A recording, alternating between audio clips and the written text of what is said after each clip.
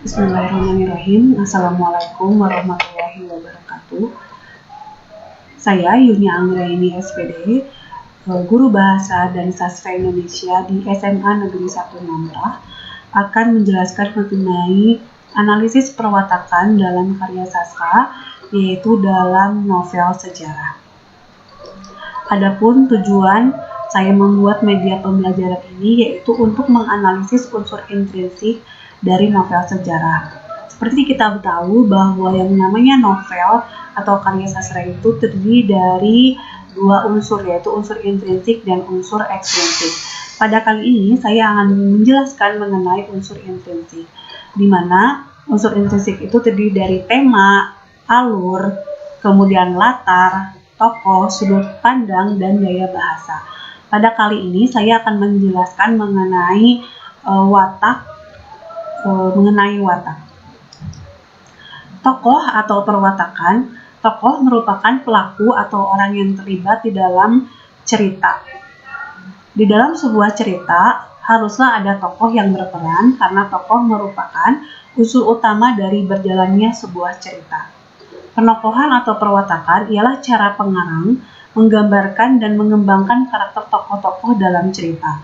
Watak yang diberikan dapat digambarkan dalam sebuah ucapan, pemikiran, dan pandangan dalam melihat suatu masalah.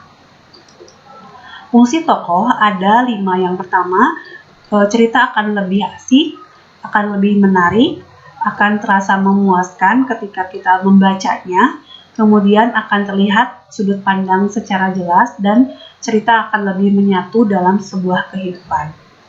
Kemudian ada 4 jenis tokoh yang digambarkan, ada tiga jenis tokoh yang digambarkan dalam sebuah karya sastra. Yang pertama yaitu protagonis, ini lebih cenderung kepada tokoh yang sifatnya baik.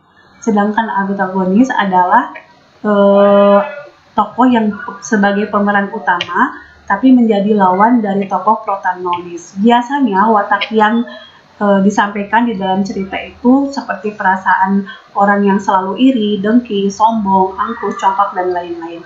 Sedangkan yang ketiga yaitu tirtagonis, yaitu tokoh penengah, di mana yang menengahi antara protagonis dan antagonis. Tokoh ini biasanya sifatnya lebih arif dan bijaksana. Kemudian analisis watak. Nah, kita akan belajar mengenai analisis watak. Kenapa? Karena terkadang siswa itu bingung untuk mencari watak yang terdapat dalam sebuah karya sastra. Karena watak itu dapat tergambar baik secara analitik ataupun langsung, di mana karakter tokoh yang langsung disampaikan oleh pengarang ada di dalam sebuah cerita atau buku yang bersangkutan. Contohnya, Alam termasuk siswa yang paling rajin di antara teman-temannya.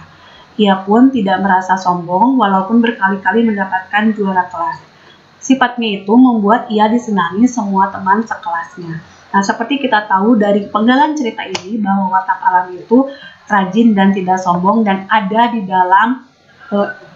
dalam cerita tersebut dituliskan secara eksplisit. Kemudian yang kedua, penggambaran fisik dan perilaku tokoh. Penggambaran karakter melalui tingkah laku tokoh. Di sini diceritakan bahwa orang-orang desa itu berteriak-teriak, kemudian berteriak-teriak menyuruh Bapak Camat keluar, kemudian sambil mengacung-acungkan tangannya dengan penuh semangat. Ada beberapa orang yang menyeragamkan acungan tangannya itu agar terlihat sama dengan yang lainnya, dan suasana di kecamatan semakin riuh dengan teriakan mereka. Bukan saja oleh demonstran, tapi oleh orang-orang yang kebetulan lewat. Nah, dari watak ini kita dapat tergambar bahwa orang-orang desa ini adalah orang-orang yang mudah terprovokasi. Kemudian yang ketiga yaitu menggambarkan lingkungan dari kehidupan tokohnya. Nah, karakternya melalui pemaparan suasana lingkungan tempat dia tinggal. Contohnya, dapat sebuah musola meski rumah Pak Sukaryo tidak terlalu luas. Alat sholat lengkap berada di dalamnya. Di beberapa ruangan terlihat kaligrafi Arab. Nah, dari pemaparan suasana lingkungan rumahnya bahwa Pak Karyo itu adalah orang yang sangat religius. Kemudian yang keempat, penggambaran tata kebahasaan tokoh. Penggambaran karakternya melalui cara bicara tokohnya. Contohnya, Dia bilang bukan maksudnya menyebarkan provokasi, tapi apa yang diucapkannya benar-benar membuat orang sedesa marah. Nah, dari kutipan penggalan pembicaraan ini dari cerita tersebut bahwa watak dia di sini merupakan seorang penghasut atau provokator. Kemudian yang kelima, pengungkapan jalan pikiran tokoh, yaitu menggambarkan karakternya melalui jalan pikiran tokoh itu sendiri. Nah, biasanya jalan pikiran tokoh itu tidak langsung diucapkan, tapi ada di dalam pikirannya. Jadi kita sebagai pembaca harus pandai menerka karakternya, tapi lewat pikiran dari si tokoh tersebut. Di sini tokohnya mempunyai watak sayang terhadap anak dan ibunya. Kemudian yang keenam, penggambaran oleh tokoh lain di mana karakter dapat muncul dari penceritaan tokoh lain. Contohnya, ia pandai bercerita, menyanyi, dan menari. Tak jarang ia bertandang ke rumah sambil membawa aneka brosur barang-barang promosi.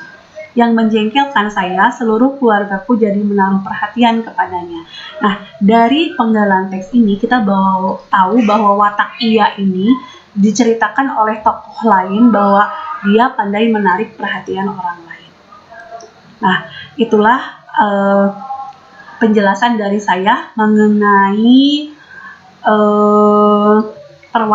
analisis perwatakan dari sebuah karya sastra. Ini penting kita ketahui agar ketika nanti kita dalam membuat sebuah cerita, baik itu dalam cerpen maupun novel ataupun novelet, kita pandai bagaimana cara mengembangkan watak, karena watak ini merupakan unsur utama sebuah cerita, apakah bermutu ataupun tidaknya.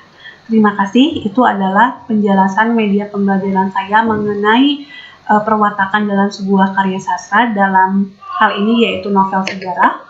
Mudah-mudahan bermanfaat untuk semuanya, dan mohon maaf apabila ada kesalahan. Terima kasih. Assalamualaikum warahmatullahi wabarakatuh.